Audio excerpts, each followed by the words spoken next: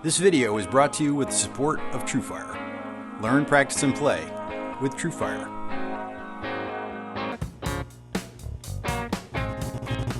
Hi, this is Keith Williams. Welcome to 5 Watt World. We're interested in helping you get the most music from the least gear. There aren't many bands that made more history with fewer guitars than the Beatles, and John Lennon used fewer than the others.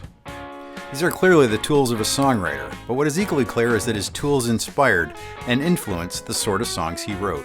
So if you'd like to know more about the short list of guitars and the history that surrounds them, then stay tuned, because this is the 5 Watt World short history of the guitars of John Lennon. If you enjoy our videos, make sure to subscribe or grab a t-shirt, hoodie, or a Stomp preset pack to support what we do. And to become a bigger part of 5 Watt World, sign up for the Friends of 5 Watt on Patreon. There's a friend level to suit any budget. The links are in the description. John Winston Lennon was born on 9 October 1940 in Liverpool, England. After his parents split, he spent the bulk of his childhood living with his aunt and uncle. He did visit his mother frequently, and she was an early musical influence, teaching him basic chords on her banjo and teaching him to play Ain't That a Shame by Fats Domino. By the mid-50s, skiffle music, driven by Lonnie Donegan's recording Leadbelly's Rock Island Line, was huge. In the wake of that hit, everyone with a guitar formed a skiffle band. Lennon formed a group with a schoolmate originally called the Blackjacks, but later morphing into the Quarrymen, as all the first members went to the Quarrybank School.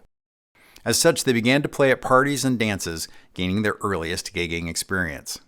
The band's gear was fairly primitive, but that was part of the skiffle scene. Lennon's gear was a Galatone Champion he'd order from a magazine ad, and it cost about £10. The Champion model was a laminated wood guitar and was about 3/4 size. Galatone was a company from South Africa that had begun importing guitars to England, using the brand name Galatone from the 1940s on. During the summer of '57, Lennon met McCartney through a common friend, and he was added to the band. By the summer of '58, George had joined the band, and they'd added pickups to their acoustic guitars and picked up a couple of very small basic amplifiers.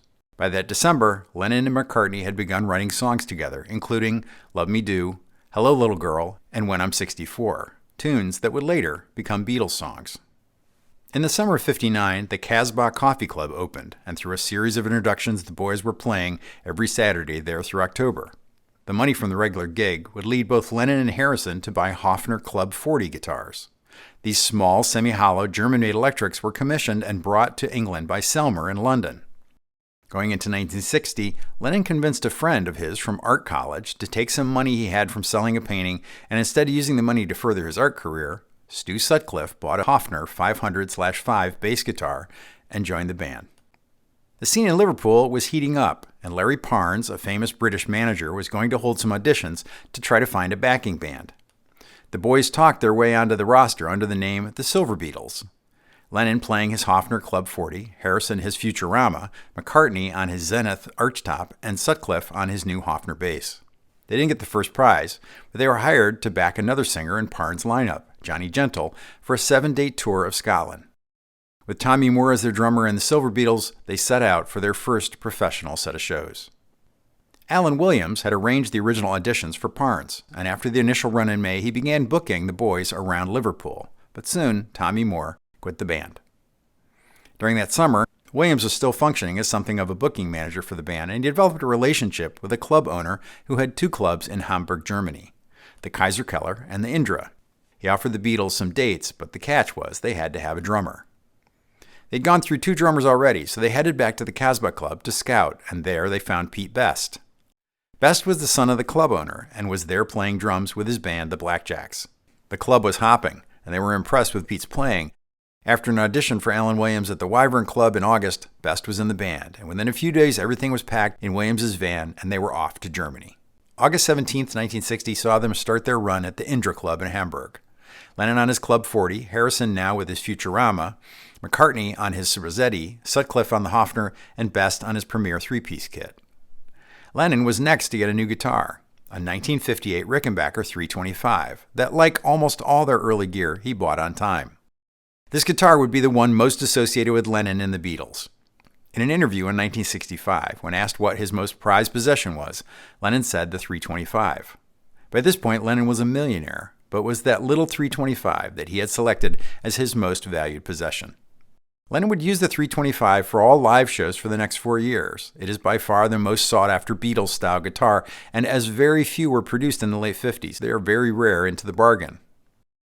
Founder Adolf Rickenbacker had grown tired of the instrument business after World War II, and had sold the company to Francis C. Hall in 1953. Hall launched the semi-hollow Capri models that would soon be referred to by their model numbers, 310, 315, 320, and 325. Hall believed that the scaled-down guitars would be popular because they were easier to handle. These 3/4 scale Ricks were designed in 57 and first produced in 58. So Lennon's guitar was a first year of production. For many years, people believed that the guitar was a 59, but Yoko Ono still owns the guitar, and the serial number is V81, which dates the manufacturer as early in 58. Rickenbacker's records show that there were just 28 model 325s made in that year. 20 of them were in sunburst or autumn glow finish, and just 8 were in natural or maple glow like Lennon's. In addition, Lennon's guitar had no F-hole, although most 325s manufactured that year did have that feature. The guitar also had a Kaufman vibrato with an unusual double bend to the arm. The guitar was photographed at trade shows in 58 with these unique features, and it shows how unpopular the model was that it took 2 years for it to find a home with Lennon. Lennon was looking for a Rickenbacker because one of his favorite musicians, Gene Toots Thielman, was using a Rick with George Shearing. A story told by the current owner of Rickenbacker, Francis Hall's son John, is that Lennon had been in the Steinway store in Hamburg asking for Rickenbackers, and when the store rep was at the trade show in New York, he brought the specific 325 back with him to Germany. It would have been the least expensive guitar on display due to it being unpopular, and Lennon fell in love with this small but very well-made American guitar. Other records show that V81 was part of a shipment that left LA along with 11 other Ricks headed for Germany in October 1958. So it may be that Lennon walked into the store and bought the guitar right off the wall then and there. Whatever the case, when Lennon bought the 325 late in 1960, it had the original factory maple glow finish. The guitar had a 2-inch body depth, hollow with an alder top. There was an unfinished Paduke fingerboard with dot inlays and a short 20 3/4 inch scale length. The control plate was fitted with a 3-position selector switch, plus 4 oven-style knobs, 2 volume and 2 tone.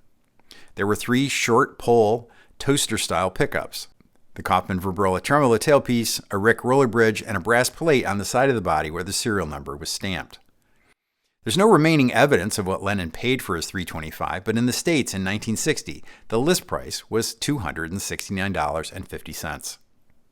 Whatever the story of how he found and bought the guitar, Lennon's use of the 325 no doubt saved the model from extinction, and it became one of the most popular Rickenbacker models of all time due to his use of it. Going into 1961, the Beatles had a lot of gigs booked, but they had a problem in that Stu Sutcliffe had left the band, staying on in Hamburg to go back to art school. McCartney had had to fill in on bass when Stu had missed a gig, learning to play the tunes upside down on Stu's right-handed bass. Now the Beatles had to choose a bass player, and no one wanted the job. In the end, Paul relented. He took the bass chair. The new gigs included playing in many new venues, the Aintree Institute, the Casanova Club, and most importantly of all, the Cavern Club. The Cavern Club was in central Liverpool, and it was a series of cellars below a warehouse that had opened in 1957 as a jazz-only venue. But by February of 1960, the Beatles performed at the Cavern for the first time, and then again in March. They became popular and were slotted for Wednesday nights. Quickly, the Cavern became their home base, and they would play over 300 nights there over the next 2 years. After dealing with a lot of red tape left over from their last trip to Hamburg, the Beatles found themselves back there on April 1st, starting a residency at the Top 10 Club, performing with Tony Sheridan. Sutcliffe came back as the bass player at the early gigs at the Top 10. Tony Sheridan had a number of guitars during this time, including a Gibson ES-175 that both Lennon and Harrison would use when backing him. This will come up again when the boys go to buy their Gibson J160E acoustics. That summer, George would be back in Liverpool and was able to buy his 57 Gretsch Duojet. So when the band was back at the Cavern Club, McCartney was now on his Hofner violin bass, Harrison on his newly acquired Gretsch, and John was still on that 325. John had quickly become frustrated with the Kaufman vibrato, and after trying George's Gretsch, he fitted a Bigsby B5 vibrato to his 325. He bought the Bigsby at Hesse's, and when it was installed, it came with a new bow tie bridge, and he had them install that as well. You can see the 325 with the new vibrato on pictures from the Cavern taken in '61. Near the end of '61, Brian Epstein would sign on as the Beatles' manager. Epstein's day job was working with NEMS, Northern England's largest record distributor, so he focused on using his record company contacts to get the boys a recording gig. The big news from these efforts was booking a recording date at Decca Studios in London on January 1st, 1962. The A&R rep for Decca met the boys at the studio at 10 a.m. His first reaction was that their gear was just not suitable for recording. His complaints about the condition of their gear would strike home, and Epstein was very embarrassed. Given his lack of managing experience, he didn't know how important good equipment was to a professional group. They recorded 15 songs, and Smith hurried them out saying that he'd be in touch. As we know now, Decca famously turned down the Beatles based on that first recording and audition date. Undeterred, Epstein used the recordings to shop to other labels in London, and eventually he was introduced to George Martin. The Beatles would head to EMI's Abbey Road studios on June 6 to record some tunes for Martin to assess. Again, the poor state of the band's gear proved to be a problem, and the studio engineers did their best to deal with the hum and the noise. Epstein left the session knowing two things: that the band needed new and better gear, and they needed to upgrade their drummer. In late July, they headed to Hesse's and bought a pair of new fawn-colored Vox amplifiers, an AC-30 for Harrison and an AC-15 for Lennon. Meanwhile, for one of their gigs, Best was ill, and they had to find a substitute. Ringo Starr was the drummer in Rory's Storm and the Hurricanes, and as the Hurricanes weren't booked, he filled in for Best. That coming August, the Beatles would ask Ringo to join the band. Martin called them back in for more recordings at EMI in early September, where they would record Love Me Do and How Do You Do It. After the first Abbey Road sessions, the boys had ordered 2 Gibson J160E guitars, and these now had arrived at Rushworth's. There was one each for Lennon and Harrison. The J160E was released in 1954 and is essentially the classic slope-shoulder J45 acoustic with the addition of a P90 pickup mounted at the end of the fingerboard along with the volume and tone controls added to the top. The guitars have mahogany back and side, a 3-ply laminated spruce top, a mahogany neck with a rosewood fingerboard, and large crown-shaped markers most of us now probably associate with a Les Paul. It's often speculated that this choice was influenced by the boys using Tony Sheridan's ES-175 over in Hamburg, and that they might even have thought that they were ordering 175s. Later on, Lennon and Harrison would swap their 160s, and Lennon's would go missing at the end of '63. That guitar wouldn't be found again until 2014, when a reader of an earlier edition of Beatles gear noticed that his 160's serial number was very close to the one listed for Harrison's. By comparing the wood grain on the headstock, writer Andy Babiak was able to verify that it was in fact Lennon's missing guitar. On September 11th, the Beatles were back at Abbey Road where they re-recorded Love Me Do and P.S. I Love You. Though it's unclear when they picked up their 160Es, it's very possible that they were used for this recording date. When they first used them in the studio, they plugged them into their Vox amps, and the tone then came from the mic'd amplifier. In this way, they sounded similar to Harrison's Gretsch Duojet, essentially a very clean and full tone. The first Beatles single was released on October 5th, 1962, with Love Me Do as the A-side and P.S. I Love You on the B-side. By mid-October, in the wake of the criticism from the studio, the boys were looking for any enhancements for their gear. In this spirit, Lennon decided to have his 325 painted black. Epstein was pushing for the matching suits and matching amps, so why not have Lennon's guitar match Harrison's black Duojet? Lennon also changed out his control knobs to Hofner cream-colored knobs with gold dish tops. With the first single doing well, George Martin decided it was time for the second record and had the boys come in to record Please Please Me and Ask Me Why. The single would be released on January 11th. Going into the year, Epstein booked the guys heavily to promote the records, pushing their way to the top of the charts. As the year began, the Beatles were very busy, but they couldn't imagine what was about to come. I reached out to TrueFire to be my sponsor because I've used them for years. I'm currently having fun going through Eric Johnson's Tone, Melody, and Truth course. With over 2 million users worldwide, whether you're a beginner, intermediate, or advanced level player, TrueFire has lessons to enhance and inspire your playing. Get 35% off courses using the promo code 5watt35, or like I do, sign up for the All Access Pass to use the entire TrueFire catalog. I really like TrueFire, and I think if you give them a shot, you'll like them too. Use the link in the description to support 5Watt World and get some great lessons at the same time. I'd like to thank TrueFire for their support in making this video. It was a massively important year for the band, with exploding record sales, the start of Beatlemania, endless touring and TV appearances, but John steadfastly kept using his Rick 325 and the new Gibson J160E as his main guitars. The touring took its toll though, and at one point in the year the electrics on the 325 were giving out. The through common friends, British instrument builder Jim Burns of Burns Guitar went through and repaired the electronics in the 325 for John. By March, the first full-length album, Please Please Me, was released, and the boys had their endorsement with Vox providing a pair of black AC-30s and working on a bass rig for Paul. Vox was featuring the Beatles in their ads, capitalizing on the growing momentum of the band. It was at the end of '63, during the rehearsals for the Christmas show, that they realized that Lennon's J160E was missing. As reported earlier, this would remain a mystery until 2015. The touring schedule remained grueling, and on January 20th, the first U.S. album was released, Meet the Beatles. I Want to Hold Your Hand had come out as a single in December, and by January it had reached number 1 on the U.S. charts. The boys had said that they wouldn't dare go to the States without first having a hit there. Epstein took them at their word and built a U.S. tour. They landed in New York on February 7th, and on February 8th, the group began camera rehearsals for their appearance on The Ed Sullivan Show, which aired on February 9th. On the morning of the 8th, the guys took a meeting with Francis Hall from Rickenbacker. I outlined much of this meeting in the video on George Harrison's guitar, so I'll just add in brief here that Rick wanted to get the guys to switch over to the new amp line, but the band wasn't interested in that. They were interested in the guitars. See the Rickenbacker 12-string video for all the details, but it was here that George received the prototype 12-string Rickenbacker that he would immediately use on the next record. At the meeting, Epstein asked that Rickenbacker build John a 12-string 325 to match his black 6-string 325 and an additional 325 as a backup. The Beatles' appearance on The Ed Sullivan Show turned out to be a milestone in television and music history. The audience for that February 9th appearance was estimated to be at 73 million people. Lennon played his 58 Rick 325, Harrison his Gretsch Country Gentleman, McCartney the 63 Hofner, and Ringo the Black Pearl Ludwig kit with Beatles logo bass drum head.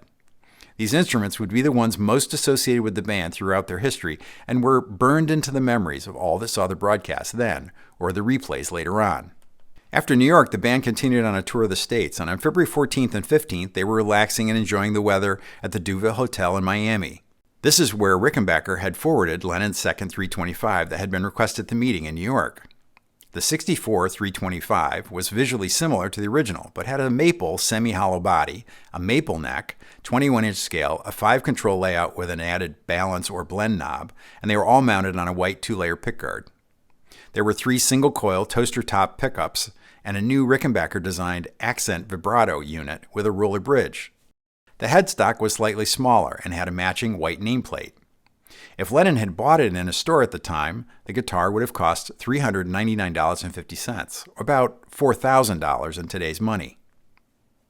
This guitar was clearly delivered in time to be played on the second Ed Sullivan Show, recording broadcast live from Miami. It was a fine piece of marketing by Francis Hall, to be sure.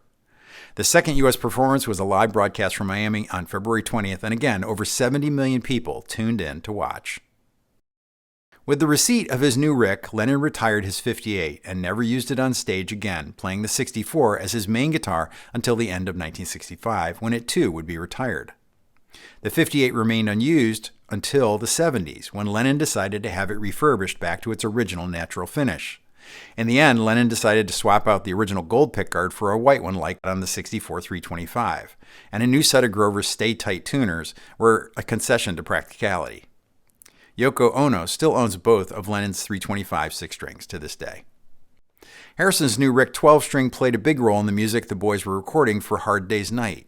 John was photographed playing the 12-string, but it was Harrison's guitar he's holding. When the band was back in the States on tour in August, they bought a replacement Gibson J160E for John at Manny's Music.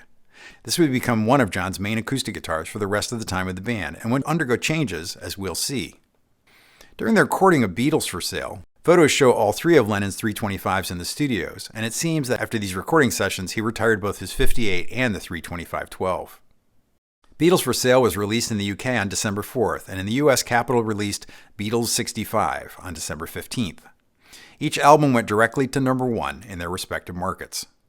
During the Christmas shows, John damaged his 64 325, and Rose Morris stepped in with one of their UK-only models to take its place. The Beatles' use of Rickenbacker guitars had created a massive demand in the UK, so Rose Morris, their distributor, commissioned 6 models for the UK market with subtle changes to make them unique. All of them were in the classic Fireglow finish like George's 12-string. One of the most visible changes was adding a traditional F-hole to some of the semi-hollow models. The Rose Morris Rick that John used was identical to John's 64, except that it had an F-hole in the body and the obvious Fireglow finish instead of his black. As they had during 64, the Beatles went into 65 with a rigorous schedule planned out. Going to the recording sessions for what would later be called Help, John was playing a Fender Stratocaster that had been seen using during rehearsals for the Christmas shows. Both Lennon and Harrison had received identical, used 61 Sonic Blue Strats. Road manager Mal Evans had been sent out by Epstein to get the Strats for John and George, with the only direction being that they had to be the same color. They began using them right away on the sessions for Rubber Soul, particularly on the solo of Nowhere Man, where John and George played the Strats in unison. Also new for the sessions was a 12-string Framus Hootenanny acoustic guitar that John used. It was a Framus 5/024/12 and had a full-size flat-top body, mahogany back and sides, a trapeze tailpiece, and an adjustable floating bridge. Going into the middle of the year, there were other new toys for John: a Vox Continental organ and later a Mellotron that can be heard most notably on the Strawberry Fields flute tones. They also added a Hammond RT3 organ and the accompanying Leslie 145 rotating speaker cabinet, but this is a guitar video. Of course, on August 15, 1965, the Beatles performed their show at Shea Stadium in New York in front of 55,000 screaming fans. By most accounts, the boys couldn't hear each other, and the fans could barely tell that there was music being played down there. The performance was filmed, but the sound was completely unusable, and it would have to be later overdubbed in a session in '66. October brought work on Rubber Soul, and George and John used their blue Fender Stratocasters heavily during the sessions. As mentioned, they were used prominently on Nowhere Man. With their huge success, the Beatles decided to start filming recordings of their songs rather than travel to TV studios the world over. So that November found them in Twickenham Film Studios filming promos for the tunes on Rubber Soul. Interestingly, John was photographed there using a black Fender Stratocaster with a rare matching black color headstock. It's been speculated that the guitar was provided by Fender's UK distributor, Ivor Arbiter, who noted that the Beatles liked black guitars and had set this aside for John. Going into '66, both John and George were having small recording studios built in their new houses. April saw the boys back in the studio starting sessions for Revolver. Photos show Fender boxes in the background from the delivery of a Fender Bassman amp and a pair of dual Showman amps as well. New to the gear lineup was a Gretsch 6120 Chet Atkins model that Lennon used. The 64-6120 had a 24.5-inch scale with the 2¼ 60s double cutaway body, painted on F-holes with white binding, a pair of Gretsch Filtertron humbucking pickups in gold matching the pickguard and pickup surrounds. All the gold hardware followed suit with a Gretsch by Bigsby V cutout tailpiece. This is the only time Lennon was photographed using the guitar, and it was never seen again, until it surfaced a few years ago when a cousin of Lennon's reached out to Andy Babiak. Lennon had given his cousin the guitar in '67. Examination of the guitar revealed that the wood grain confirmed it was the same one used during the recordings of Paperback Writer. It was probably due to Paul using his Casino on the sessions that led to both John and George getting their own Casinos. The two '66 Casinos were nearly identical with sunburst finishes, chrome-covered P90 pickups, and slanted block inlays. The main difference was that George's guitar had a Bigsby installed, while John's had the regular trapeze tailpiece. Both had a later and more common Epiphone headstock, unlike Paul's '62 Casino. Lennon would use his Casino along with his J160E throughout the Revolver sessions. Both John and George would use their Casinos on tour that summer, including Germany and Japan. While in New York in August, they held court at the Warwick Hotel, doing press conferences, etc. It was during this time that John was given a Guild Starfire 12-string electric. The guitar was the idea of Mark Dronge, son of Guild founder Alfred Dronge. As a big Beatles fan, Mark championed the idea of giving a guitar to John, but they couldn't decide what model would be best. In the end, they decided to build a custom 12-string Starfire model with stained, highly figured maple, gold hardware, non-standard de-armament pickups, and additional master volume control. There's no evidence that it ended up on any recording, and in the end it was sold to the Hard Rock Cafe, where it is until this day. August 29, 1966 marked the end of the American tour. It was also the Beatles' final public concert. The constant touring, where the music couldn't be heard over the screaming crowd, had lost its appeal, and the band decided it would be easier and more constructive musically to work in the studio. It was the end of an era, the end of Beatlemania. Sometime between the end of the sessions of Sgt. Pepper's and the All You Need Is Love TV broadcasts, the Beatles decided to try a new look for their guitars. Probably most famous is the paint job that Harrison gave to his Stratocaster, but McCartney did a somewhat tamer version on his Rickenbacker 4001 bass that was used during the worldwide satellite broadcast. John had the artist known as The Fool paint his J160E, but decided at the last minute to not use the guitar during the broadcast, opting to just sing instead. On August 23rd, the Beatles went to Wales to study transcendental meditation under Maharishi Mahesh Yogi. While there, they learned that Brian Epstein had been found dead. Harrison said at the time that other than making music, they didn't know how to do any of it without Brian. It was a blow that some claim the Beatles never recovered from as a band, that it was in effect the beginning of the end of the Beatles.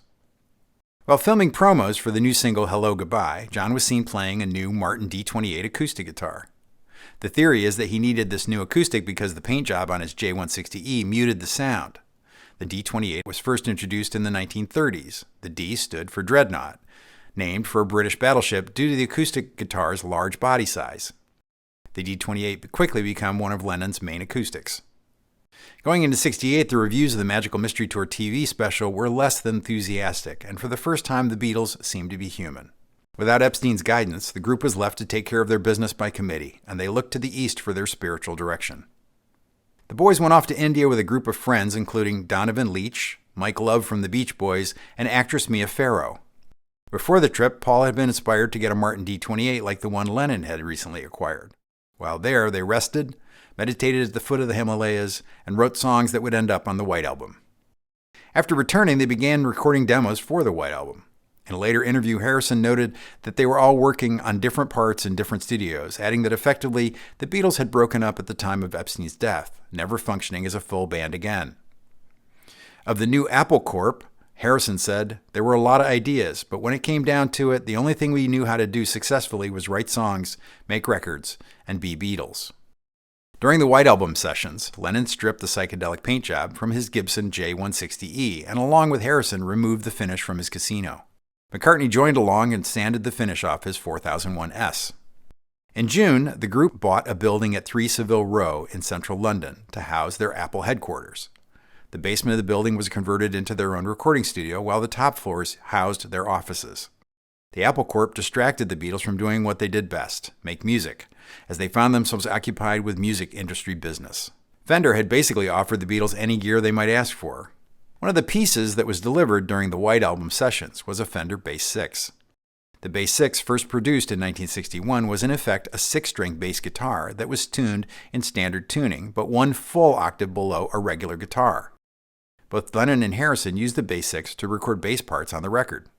'69 saw the Beatles still relatively separate and adrift business-wise.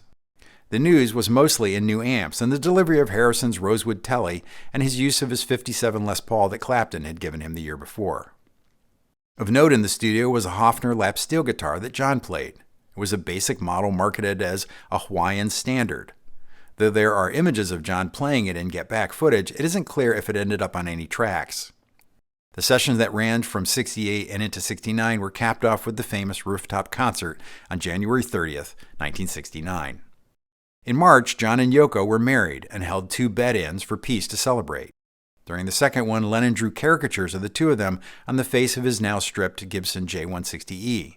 The guitar is owned by Ono to the present. George Martin said later that he believed the Beatles would break up after Get Back. So he was very surprised when Paul called to say that they were going to make one more record and asked if Martin would produce it. They booked the studio from July 1st to August 29th. Photographic evidence of those final sessions is sparse, but we see Lennon playing his stripped Casino, while McCartney plays his now stripped and natural 4001S. Harrison played Lucy, his red 57 Les Paul, and Ringo played his '67 Ludwig Hollywood kit that he'd begun experimenting with during the White Album. And then it was over. As I've said here before, I was 10 years old when the Beatles released Abbey Road. I remember my high school art teacher father playing it over and over on the home stereo. I'd been interested in music since I was small, but this is the first record I remember holding the cover in my lap while it played, and then asking my dad to put it on again. Doing this research, I read a quote from John about the breakup. "It's just natural. It's not a great disaster. People keep talking about it as if it's the end of the earth. It's only a rock group splitting up. It's nothing important." Even at 10 years old, it certainly seemed important to me. If you like this video, you'd probably enjoy my video on the guitars of George Harrison and the guitars of Get Back. First, I need to thank John Cordy for his ever-amazing adaptation of musical ideas we're almost able to recognize. He's quite a talent, and I think we're all glad to have him along for the ride on these videos. I need to thank a new member of the 5 Watt World team, editor Bronson Wagner. These videos are very personal to me, and I'm delighted to be working with a musician, graphic designer, and editor supporting the mission. I mean, he's a bass player after all. They know how to be supportive, right? I want to thank everyone that stopped by the online store and picked up a t-shirt, hoodie, hat, or a Stomp preset pack. In particular, I need to thank the friends of 5 Watt on Patreon. It's the guitar community I've always wanted. You're all 5 Watt World. I just make the videos. If you'd enjoyed this short history of the guitars of John Lennon, hit the like button. And if you haven't subscribed yet, go ahead and hit that too. Thanks for hanging with me until the end. Until next time, I'm Keith Williams. Thanks for being a part of the 5 Watt World.